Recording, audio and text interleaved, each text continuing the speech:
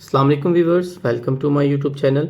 आज हम जो सा है वो 9th क्लास केमिस्ट्री का चैप्टर नंबर 4 के एक्सरसाइज के एमसीक्यूज करने जा रहे हैं। तो पहला एमसीक्यूज हमारे पास कहता है how many atom are present in 1 gram of water.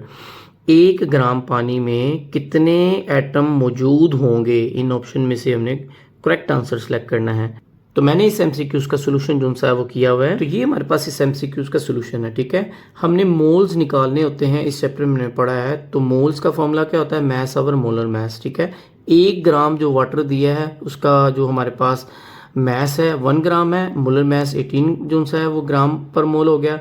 इसको हम जो सा है 1 को 18 पे डिवाइड करेंगे, नंबर ऑफ मोल्स हमारे पास वाटर के आ गए हैं, ठीक है। अब इतने नंबर ऑफ मोल्स हैं, नंबर ऑफ पार्टिकल हमने फाइंड आउट करने हैं, mean number of molecule find out करने हैं। तो जो मोल आए हैं उनको मल्टीप्लाई करेंगे किससे, एवोगैड्रो नंबर से। एवोगैड्रो नंबर से जो मल्टीप्लाई करेंगे तो हमारे पास आएंगे 3.344 मल्टीप्लाई बाय 10 की पावर 23 वाटर के मॉलिक्यूल आएंगे 1 ग्राम पानी के अंदर, ठीक है। अब ये तो 1 ग्राम पानी में इतने मॉलिक्यूल हैं, एक वाटर के मॉलिक्यूल में कितने एटम होते हैं, तो उसमें 2 हाइड्रोजन के एटम होते हैं, 1 ऑक्सीजन का एटम होता है। यानी कि टोटल कितने एटम होते हैं एक वाटर के मॉलिक्यूल में, 3 एटम होते हैं।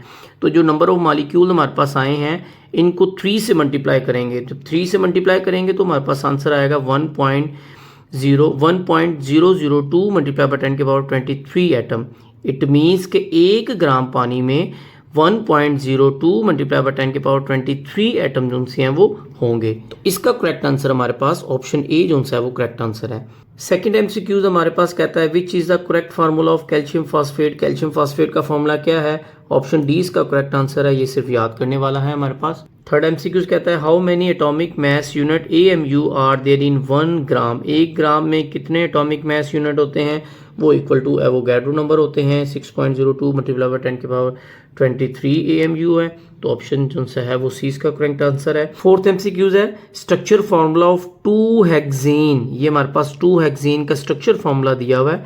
कहता है what will be the empirical formula. इसका एम्पिरिकल फार्मूला क्या होगा, तो हम इसको अगर खोल के लिखें तो हमारे पास ना ये इसका फार्मूला बनता है 2 हेक्सेन का, ठीक है। इसमें अब नंबर ऑफ एटम कार्बन के कैलकुलेट करें और हाइड्रोजन के देखें तो टोटल 12 जो से वो हमारे हाइड्रोजन के एटम बनते हैं 2 हेक्सेन में, और 6 जो से हमारे पास कार्बन के एटम बनते हैं, ठीक है। इनका मॉलिक्यूलर फार्मूला क्या होगा, C6H12, ठीक है।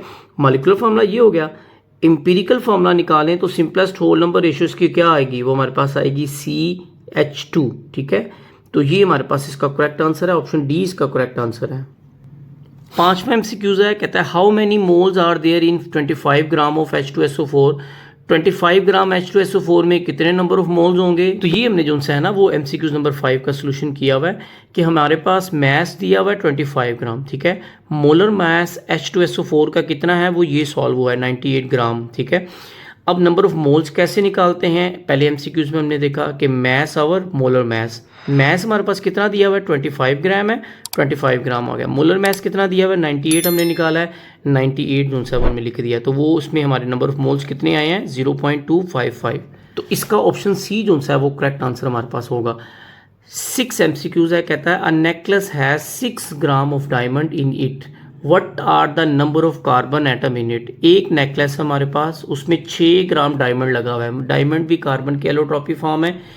कहता है नंबर ऑफ कार्बन एटम उसमें कितने होंगे, ठीक है। तो इसका ऑप्शन डी जो है वो करेक्ट आंसर है हमारे पास। कि हमारे पास जो हम इसको अगर सॉल्व करें, देखें हमारे पास मैस दिया हुआ है 6, मोलर मैस कार्बन का कितना होता है 12 होता है। इसको डिवाइड करेंगे 6 को 12 से, जो आंसर आएगा उसको एवोगैड्रो नंबर से मल्टीप्लाई करेंगे तो हमारे पास आंसर ये जो सा वो होगा। 7वां एमसीक्यूज है, कहता है what is the mass of aluminium in 204 gram of aluminium oxide. जिसका फार्मूला ये दिया हुआ एल्यूमिनियम ऑक्साइड का कि हमारे पास कितने ग्राम एल्यूमिनियम, कितना मैस होगा एल्यूमिनियम का 204 ग्राम एल्यूमिनियम ऑक्साइड में। इसका ऑप्शन डी करेक्ट आंसर है कि 108 ग्राम एल्यूमिनियम होगा 204 ग्राम एल्यूमिनियम ऑक्साइड में। 8वां एमसीक्यूज है which one of the following compounds will have the highest percentage of mass of nitrogen. इसमें से कौन सा हमारे पास ऐसा कंपाउंड है जिसमें ज़्यादा अमाउंट में ऑक्सीजन जो सी है वो मौजूद है, हाई परसेंटेज है नाइट्रोजन की।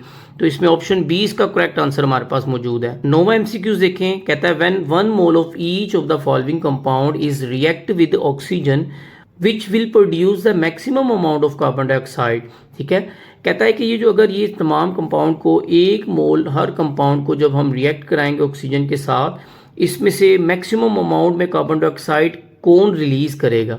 ठीक है, तो इसमें हमारे पास ऑप्शन सी इसका करेक्ट आंसर है। ईथेन जो है वो मैक्सिमम अमाउंट में जो है वो हमारे पास कार्बन रिलीज करेगा, क्योंकि इसमें कार्बन ईथेन 1 मोल ईथेन में कार्बन ज्यादा होंगे as compare to carbon diamond या मीथेन की बात। आखिरी 10वां एमसीक्यूज है, कहता है what mass of 95% calcium carbonate CaCO3 will be required to neutralise 50 centimetre cube of 0.5 molar HCl solution.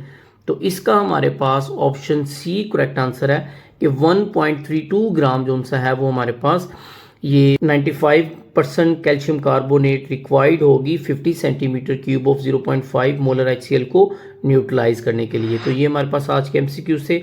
Next video में इंशाल्लाह इसके एक्सरसाइज के शॉर्ट क्वेश्चन जो है वो हम सॉल्व करेंगे।